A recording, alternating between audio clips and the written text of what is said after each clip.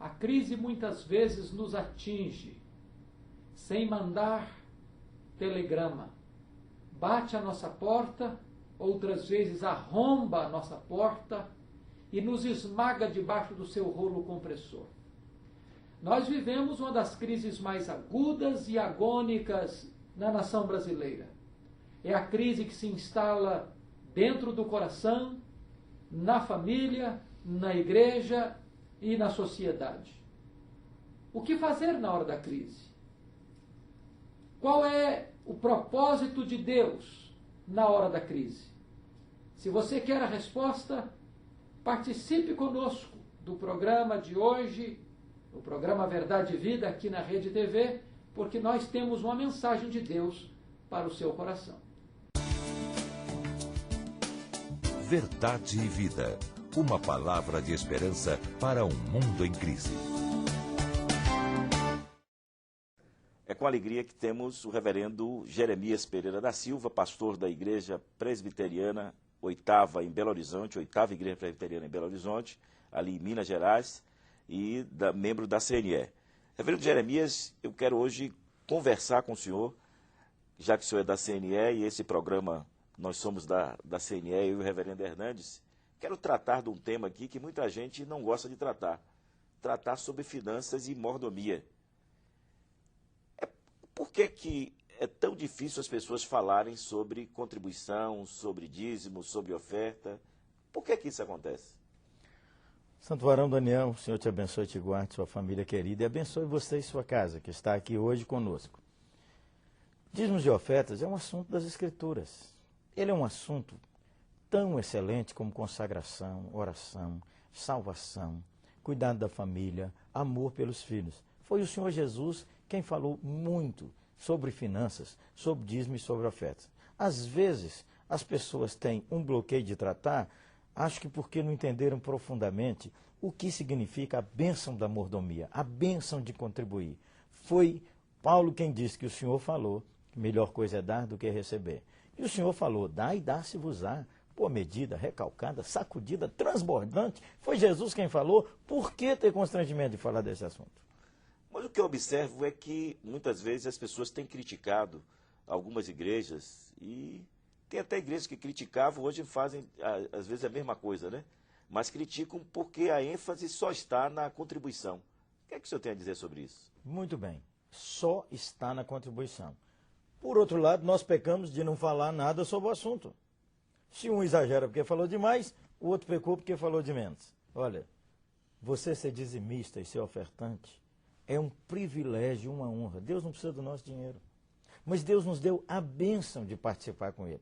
Em segundo lugar, sua prosperidade. Prosperidade, quando a Bíblia fala em prosperidade, não fala só em dinheiro.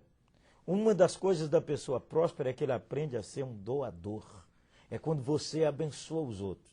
Seu crescimento, sua vida espiritual, a bênção de Deus sobre o seu trabalho passa pelos seus dízimos, pelas suas ofertas, conforme diz a eterna palavra de Deus. É dos poucos lugares que Deus diz, fazei prova de mim, que eu vou abrir uma janela do céu e derramar uma bênção sem medida. Não tenha constrangimento, não tenha medo de dar seu dízimo e sua oferta. Uma das piores coisas que o diabo faz com o crente é intimidá-lo. Na hora que ele vai assinar seu cheque, na hora que ele vai se dar sua oferta, ele fica com medo. Aí o inimigo te travou. Você confia no Eterno. Ele é que é o dono de todas as coisas. Sua fonte não é seu trabalho, não é sua empresa, não é seu patrão. Sua fonte é o Deus vivo e verdadeiro. Creia nisso. Mas, reverendo Jeremias, nós estamos já há alguns meses com o programa Verdade e Vida. E esse programa tem sido mantido pela Igreja Presbiteriana do Brasil, mas eu creio que esse programa pode ser mantido pelos seus membros da igreja, pelas pessoas que assistem o programa. O que é que o senhor tem a dizer sobre isso? Primeiro eu quero lhe falar, completando sobre dízimo e oferta. Você podia pôr seus dízimos atrasados em dia. Faz uma prova de Deus. Em segundo lugar, você precisa dar uma caminhada como ofertante. A palavra de Deus diz assim, aquele que dá semente ao que semeia, também aumentará a vossa sementeira. Diz aqui assim, Aquele que semeia pouco, pouco também ceifará. E o que semeia com fartura, com abundância também ceifará. 2 Coríntios 9, verso de número 6. Você podia semear no programa. Nesse programa que chega ao seu lar, que já está consolando seu coração e abençoando.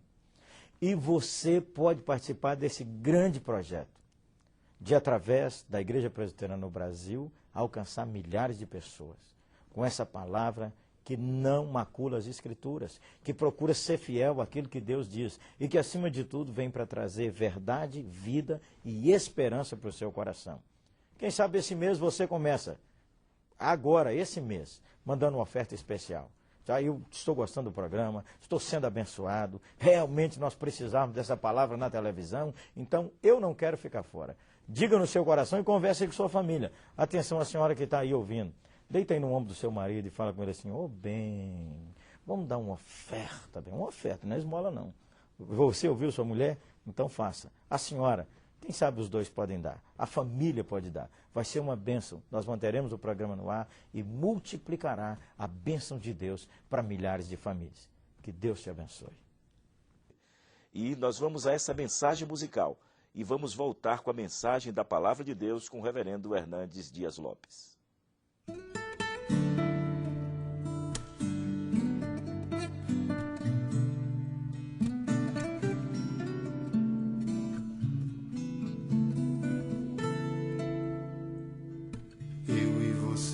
Respondemos ao amor a nós demonstrado, as palavras de carinho, ao abraço afetuoso, gestos comuns entre humanos. Eu e você conhecemos só o amor baseado na troca, que perdura se a resposta aos padrões mais elevados que jamais atingiremos. Amor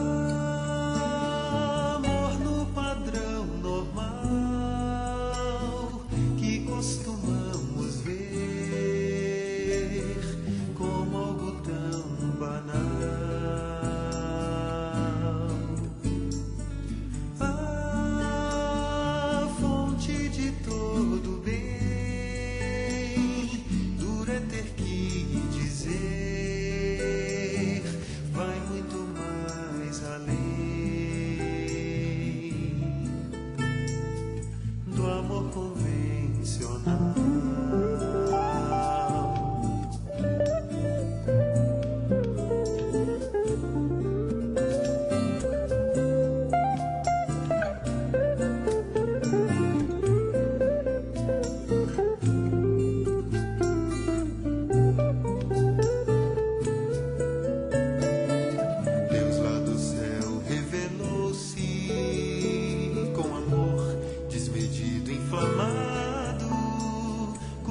Chama, abraça o mundo, depurando seus desmandos, com graça espantosa e doce. O próprio Deus encarnou-se, por amor que não tem paralelo, que se doa e que perdoa a mais funda e grave mágoa, e que das cinzas renasce.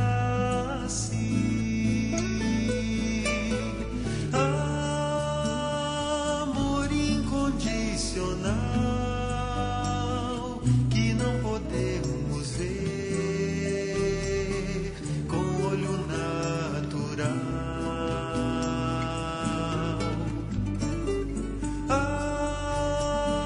Amor que primeiro amor por onde amar a quem sequer notou. Amor incondicional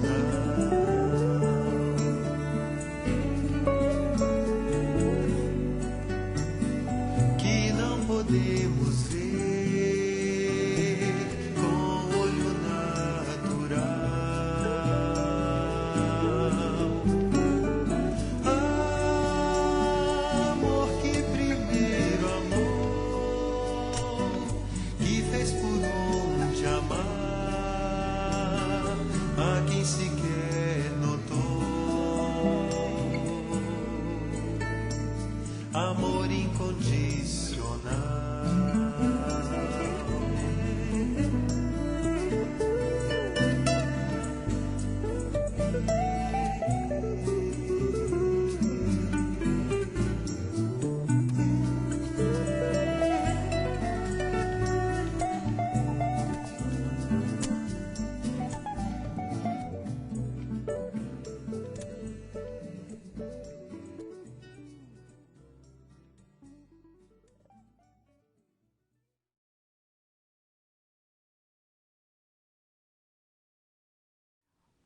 O Brasil atravessa uma crise avassaladora, uma crise de credibilidade.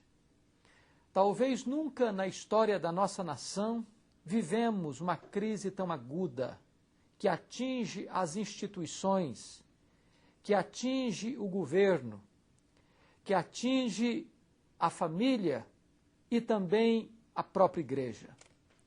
Estamos vivendo uma época em que a corrupção está campeando, desde o palácio até a choupana. Nós estamos vivendo uma época de descrédito, onde a verdade é torcida, onde a dignidade ela é ultrajada, onde a justiça se arrasta pelas ruas, no lodo e na lama. Nós estamos vendo os nossos representantes políticos, com exceções honrosas, vendendo a consciência, vendendo o país, trocando o seu mandato por dinheiro, entregando o nosso país ao desespero de uma corrupção galopante. Nós estamos vendo aqueles que alcançam o poder pelo voto popular como ratazanas esfaimadas, mordendo vorazmente o naco que deveria ser dado ao povo, e esta riqueza que deveria ser distribuída em termos de justiça social cai no ralo da corrupção e vai para o bolso de homens inescrupulosos que montam verdadeiros paraísos financeiros, verdadeiras fortunas em paraísos fiscais. Esta crise envergonha todos nós. Esta crise atinge a todos nós. Mas esta crise não é nova. Esta crise é antiga. O profeta Isaías, no capítulo 6 de seu livro, registra um momento dramático de crise na nação de Judá. O rei Uzias, o grande monarca, depois de 52 anos de próspero reinado, morreu. A nação estava de luto. E o profeta, na sua angústia, na sua aflição, vai ao templo, porque a nação está vivendo um momento difícil, de dor, de saudade, de luto, e nesta hora ele vê Deus assentado em seu trono, Deus Santo, Deus Onipotente, Deus Todo-Poderoso. A nação de Judá estava vivendo uma crise semelhante à que nós estamos vivendo em nosso país. Para você ter uma ideia, a crise econômica era desesperadora. Os ricos ficavam mais ricos e os pobres mais desesperados. Somos informados que as pessoas compravam campo a campo, casa a casa e se assentavam como os únicos senhores da terra. Na verdade, a crise interessa a alguns. Em tempos de crise, os ricos aproveitam o desespero do pobre para se enriquecer inescrupulosamente ainda mais. A crise social era tal que os juízes vendiam o pobre por um par de sandálias e os ricos manipulavam o poder judiciário e os pobres não tinham vez e nem voz.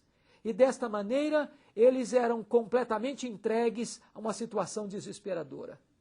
Talvez não haja dor maior para o nosso coração de que ver o poder fiscalizador, o poder que deva fazer e implementar e executar o juízo, a justiça, se vender, se corromper, negociar seus princípios, valores e a própria consciência para fortalecer o braço dos criminosos e para encurtar o direito dos pobres e necessitados. Esta é uma realidade que existia em Judá e que existe hoje em nosso meio. Mas havia uma crise mais profunda ainda, era a crise moral. A crise moral em Judá não era diferente da crise no Brasil. O texto diz que eles chegaram ao ponto de chamar luz de trevas e trevas de luz, inverter os valores, aplaudiam o vício e abominavam a virtude. Nós estamos assistindo isso no nosso país. Nós estamos vendo hoje que as pessoas honestas parecem que têm vergonha de serem honestas. Os espertos, os corruptos, os homens maus estão prosperando. E aqueles que trabalham com dignidade, com honradez, com o suor do seu rosto, com a dignidade do seu caráter, estão sendo cada vez mais desprivilegiados e desprezados. Mas pior ainda, havia uma crise espiritual terrível. Diz a Bíblia que Judá tinha caído numa situação tão terrível que era pior do que um boi, um animal selvagem, um animal que não tem raciocínio, porque o boi domado conhece o seu dono, mas Israel não conhecia o seu Deus. Era um povo que tinha se apartado de Deus para viver deliberadamente no pecado. Não é esta a condição que nós estamos vivendo hoje em nosso país. O que fazer nessas horas? O que fazer numa circunstância como esta? 3 coisas Isaías nos ensina. Em primeiro lugar, na hora da crise, olha para cima e saiba que Deus está no trono. Isaías entrou no templo e viu Deus na sua majestade, na sua glória, na sua santidade, assentado no trono. O trono de Judá estava vazio, mas o trono dos céus, do universo, está ocupado pelo Deus eterno que governa, que reina soberano, que governa as nações, que dirige a história, que controla a sua vida. Deus está no trono. A crise no mundo, a crise moral, a crise espiritual, a crise familiar, a crise institucional, a crise na igreja, mas o trono de Deus não é abalado. Deus reina, Deus governa, Deus é soberano. Os seus propósitos jamais podem ser frustrados. As rédeas da história não estão nas mãos dos impérios econômicos, nem das nações poderosas. As rédeas da história estão nas mãos do Deus vivo. Os seus planos não podem ser frustrados. Descanse nesta verdade de que Deus está no controle da sua vida, da sua família, da sua igreja e da história da humanidade. Há uma segunda coisa que nós precisamos fazer em tempos de crise. Em tempo de crise, não precisamos apenas olhar para cima e saber que Deus reina. Nós precisamos olhar para dentro e saber que precisamos da misericórdia de Deus. Quando Isaías contemplou a Deus na sua santidade, ele disse: ai de mim, estou perdido, e habito no meio de um povo de impuros lábios. Ou seja, ele reconhecia que estava perdido porque era um homem de lábios impuros e sabia que estava vivendo no meio de um povo de impuros lábios. Ele sabia que era pecador e vivia no meio de pecadores. Até então Isaías tinha olhado para fora dele e dirigido os seus ais aos homens violentos, aos homens gananciosos, aos homens idólatras, aos homens bêbados. Mas quando ele vê Deus na sua santidade, ele não olha para fora, ele olha para dentro e diz: ai de mim, eu estou perdido. É preciso que você olhe para dentro de você e veja o seu pecado, e veja a maldade do seu coração, e reconheça que você precisa da graça de Deus, que você não basta a si mesmo, que você não pode perdoar a si mesmo, que você não pode salvar a você mesmo. Você e eu precisamos da graça de Deus, da misericórdia de Deus, do perdão de Deus, da purificação de Deus. Então, diz a Bíblia que um serafim voou e trouxe do altar uma brasa viva, tirada com atenaz, e tocou os lábios de Isaías, e diz: eis que ela tocou os teus lábios, e os teus pecados foram perdoados. A grande necessidade que você e eu temos na hora da crise é ter o perdão de Deus, a restauração de Deus, a salvação de Deus. A maior crise é a crise espiritual. Sabe por quê? Porque o pecado é o maior de todos os males. O pecado é pior do que a solidão. O pecado é pior do que a pobreza. O pecado é pior do que a doença. O pecado é pior do que a própria morte. Eu quero dizer para você que a solidão, a pobreza, a doença e a morte, por mais terríveis que sejam, não podem afastar você de Deus. Mas o pecado afasta você de Deus agora e por toda a eternidade. O pecado condena você a uma vida para sempre banido da face de Deus. Não há tragédia maior do que o pecado. Também não há necessidade maior para você do que o perdão de Deus. Por isso, olha para dentro de você, veja a sua iniquidade, reconheça o seu pecado e recorra à graça de Deus para que você seja perdoado, para que você seja restaurado por Deus. Mas Isaías nos ensina a terceira coisa que precisamos fazer na hora da crise. Primeiro, ele olhou para cima e viu que Deus estava no trono. Segundo, ele olhou para dentro de si e reconheceu a necessidade de pedir misericórdia para Deus. A terceira coisa que devemos fazer num tempo de crise é olhar para fora e ver a necessidade do mundo. Isaías 6,8 diz assim: depois dessas coisas ouvi a voz de Deus dizendo: a quem enviarei? E quem há de ir por nós? Disse eu: eis-me aqui, envia-me a mim. Quando você sai de você mesmo e olha para a necessidade das outras pessoas que estão à sua volta, que estão ao seu redor, você encontra razão para viver, você encontra motivos para sair da sua própria crise. O grande logoterapeuta Viktor Frankl, no seu livro Em Busca de Sentido, diz que a única maneira de você enfrentar as crises avassaladoras da vida é você olhar para fora de você mesmo e buscar uma razão para viver, buscando ajudar aqueles que estão à sua volta numa crise agônica e assoladora. Este mundo está vivendo sem esperança, está com a esperança morta. As pessoas estão sem rumo, sem norte.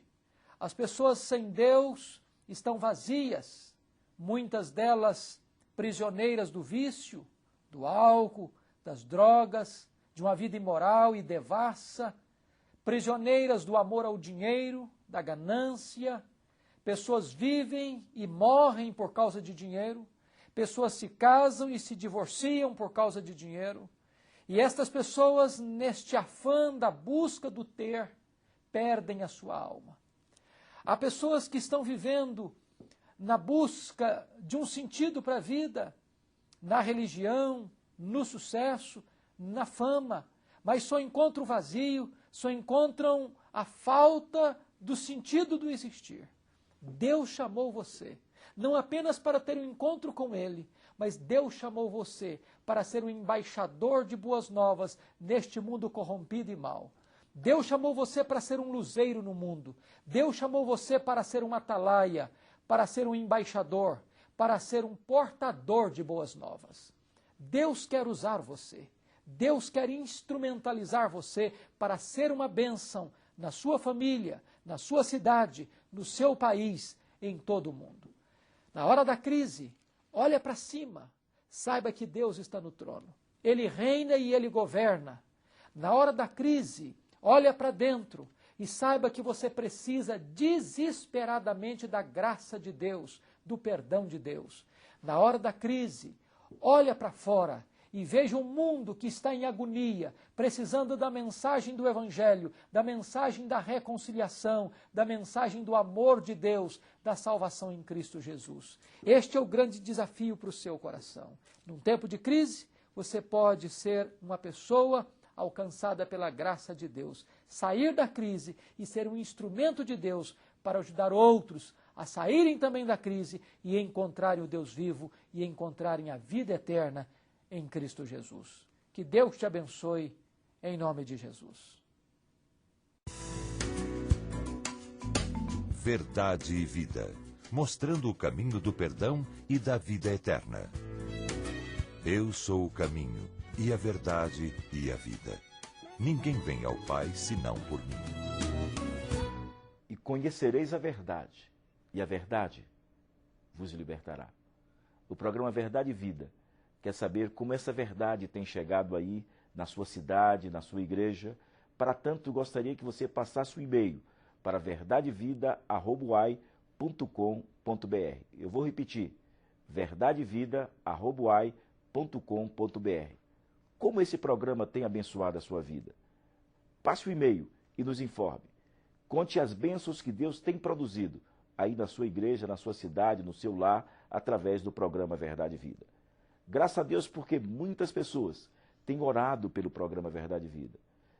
Quer na sua casa, quer nos cultos de oração da igreja, para que o Senhor continue abençoando ricamente esse programa, para que a mensagem que é pregada aqui, sábado após sábado, possa estar produzindo transformação de vidas, de famílias, de lares que são refeitos, e assim o Senhor vai fazendo a sua obra. É isso que queremos, é isso que pretendemos que o Senhor realize através do programa Verdade e Vida.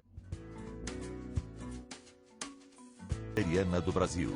Neste domingo você deve visitar a igreja presbiteriana mais próxima da sua residência. Escola dominical e culto pela manhã, culto pela noite, e assim você estará sendo abençoado e crescendo mais e mais na graça e no conhecimento do Senhor Jesus. Até o próximo sábado, quando estaremos aqui com mais um programa Verdade e Vida. Até lá, e que Deus muito o abençoe.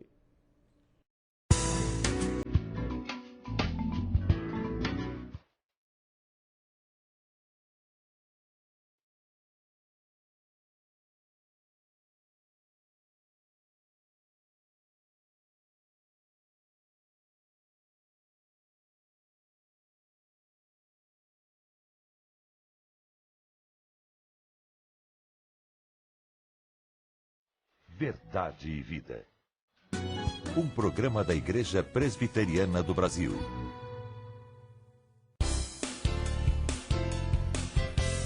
Para ajudar você a enfrentar com coragem e fé o seu dia a dia, publicamos o Cada Dia. O Cada Dia é um livreto com meditações curtas para todos os dias do ano. Há um texto da Bíblia e uma oração. Tudo isso ajuda você a exercitar sua vida espiritual. Leia uma mensagem por dia, em casa, no ônibus, no intervalo do almoço ou, melhor ainda, com sua família. Para receber gratuitamente em sua casa o exemplar desse mês, ligue para 19 37 41 3000 durante a semana no horário comercial. Anote aí, 19 37 41 3000. Você pode fazer também sua assinatura do Cada Dia e receber 12 livretos durante um ano. Se preferir, peça seu exemplar gratuito por e-mail cadadia@lpc.org.br. Comece bem o seu dia lendo o Cada Dia.